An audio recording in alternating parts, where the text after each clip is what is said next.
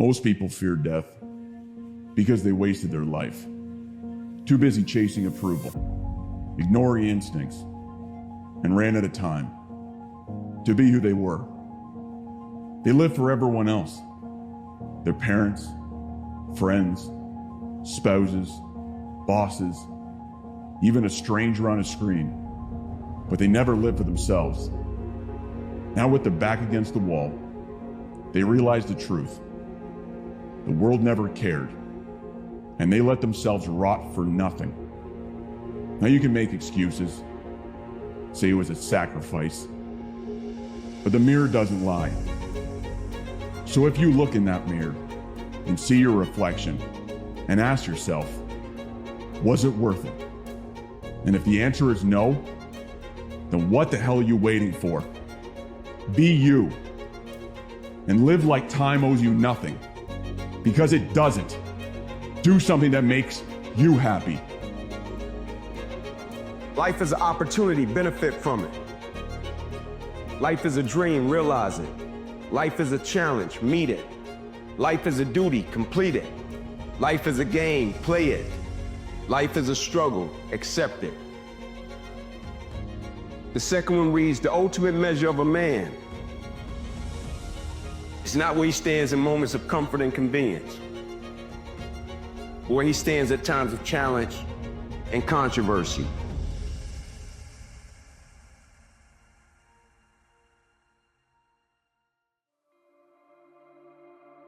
I'm going to say something to you. You're smart, you're talented, you know a few things, but talent means nothing in this game if you don't make the right choices. There's plenty of talented people out there who never see the light of day anymore. Last thing, takes discipline. Because this whole game is one big long shot. And if you don't have the discipline to stay away from the flyers or from the gambles or whatever else you want to call a stupid move, then my friend, I'm afraid to say one day you will go down. It's inevitable. You want my advice? Make a list of everything you want now, and then plan on spending the next 25 years of your life getting it, slowly, piece by piece. Those who fight with dragons for too long become dragons themselves. And those that gaze into the abyss gazes right back. All of us have a dragon's lair,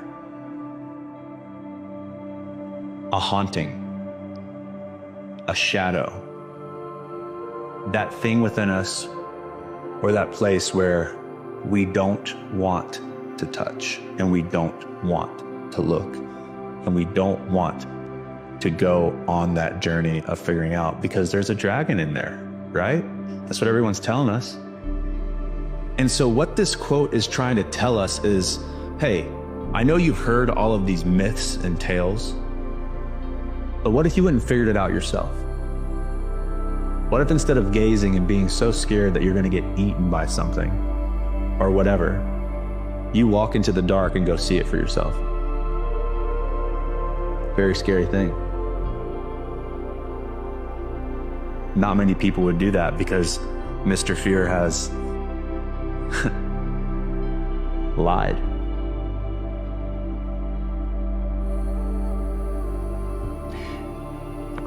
But the real answer to your question is that when it feels scary to jump, Ian, that is exactly when you jump. Otherwise, you end up staying in the same place your whole life. And that I can't do.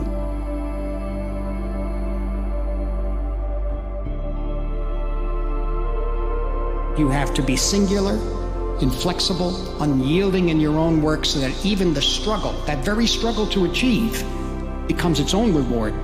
A hard, simple ability to continue is a kind of blessing.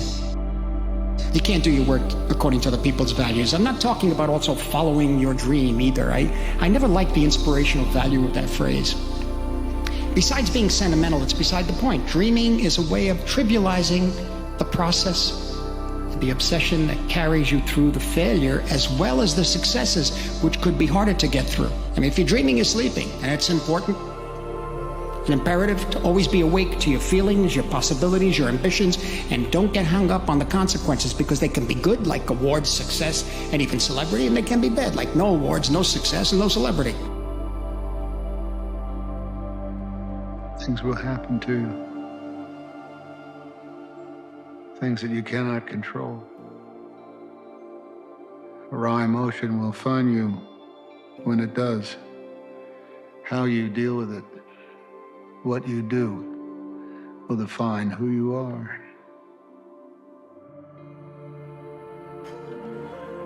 Did that happen to you? Oh, it happens to all of us, whether we want it to or not.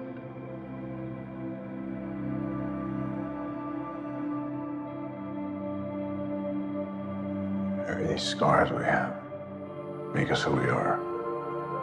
We're not meant to go back and fix them. And there's nothing broken with you that needs to be fixed. Take it from an old guy who's made a lot of mistakes. Do you want to live your past? Live your life. Don't let your tragedy define you. What if it's supposed to define me? Your tragedy made you a hero.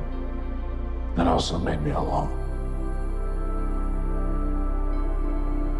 I'm not defined by my past. My past has taught me who I am. To be able to evaluate the situation present and apply what I've learned to make the best choice.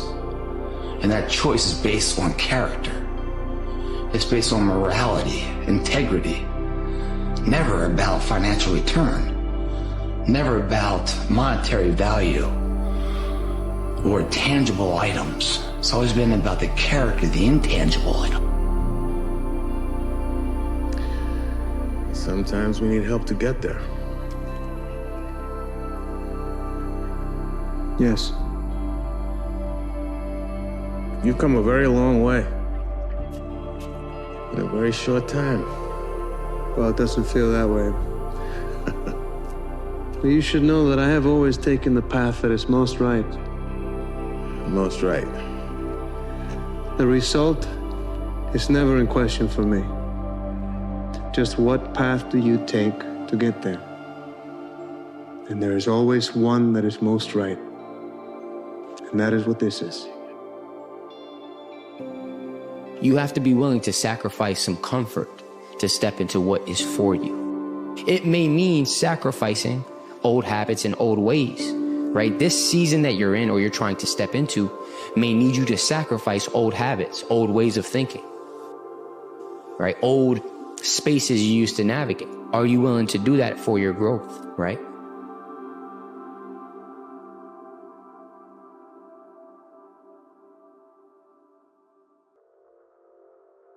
There's a weight to being alone that few people talk about. Solitude can feel like a void, like silence pressing in from all sides, magnifying every thought, every doubt, every piece of yourself you've been trying to outrun. It can feel like the world has forgotten you, like no one sees you, like you've been left behind while everyone else moves forward. But here's the thing about solitude. It's not a punishment. It's a crucible. Most people fear being alone. They fill their lives with distractions, with noise, with people who barely see them, because the thought of sitting with themselves is unbearable. But solitude forces you to face yourself. It strips away the masks, the performances, the external validation. It takes everything you thought you needed, the attention, the applause, the company, and asks, who are you without it? Who are you when it's just you? And that's where the strength is. That's where the growth is. Because when you're alone, there's no one to impress, no one to hide behind, no one to tell you who you're supposed to be. It's just you, raw, unfiltered, and real. And in that space, in that silence, you find the truth about yourself. The truth is, solitude doesn't weaken you, it sharpens you. It's in the quiet moments, the ones where you feel like no one is watching, that you discover who you really are. You learn what you value, what you stand for, what you're capable of. And yes, it's uncomfortable. Yes, it's hard. But strength isn't built in comfort. It's built in the moments when you're forced to carry your own weight, when there's no one to lean on, no one to rely on but yourself. Think about a tree standing alone in an open field. It doesn't have the shelter of a forest to protect it. It's exposed to every storm, every gust of wind, every blazing sun. And yet because of that, its roots grow deeper. Its trunk grows stronger. Its resilience is unmatched. That's what solitude does to you. It makes you unshakable. But here's the thing about solitude. It's not just about enduring it. It's about using it. It's about turning it into a forge where you can shape yourself into something stronger, something wiser, something whole. Because when you're alone, you're free. Free from the noise of the world, free from the expectations of others, free to ask yourself, what do I want? Who do I want to be? And the answers to those questions, they're not easy. They don't come all at once. But in solitude, you have the time and the space to find them, to explore the parts of yourself you've been too busy to face, to confront the fears, the insecurities, the wounds that you've been carrying. And through that confrontation, through that process of sitting with yourself, you begin to heal. You begin to grow. Solitude isn't just about being alone. It's about becoming whole. It's about learning that your worth doesn't come from the people around you, the validation they give you, or the way they make you feel. Your worth comes from within. It comes from knowing who you are, from standing on your own 2 feet, from realizing that you're enough, just as you are. But let's be real. It's not easy. There will be days when the silence feels deafening. Days when you crave connection so desperately that you'd give anything to fill the emptiness. And in those moments, it's tempting to reach for anything, any distraction, any temporary comfort, to make the loneliness go away. But don't.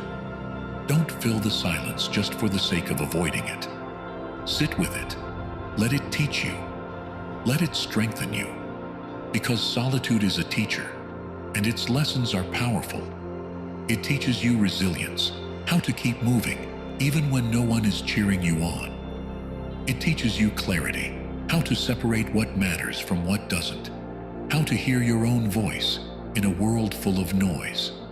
And most of all, it teaches you self-reliance, the kind of strength that doesn't depend on anyone else, the kind of strength that no one can take away from you. When you embrace solitude, you discover something incredible. You don't need anyone else to complete you. You don't need external validation to feel whole. You don't need the approval of others to know your worth. And that realization, that's freedom. That's power. And here's the irony. When you've embraced solitude, when you've found strength in it, you're no longer afraid of being alone. You don't cling to people out of fear.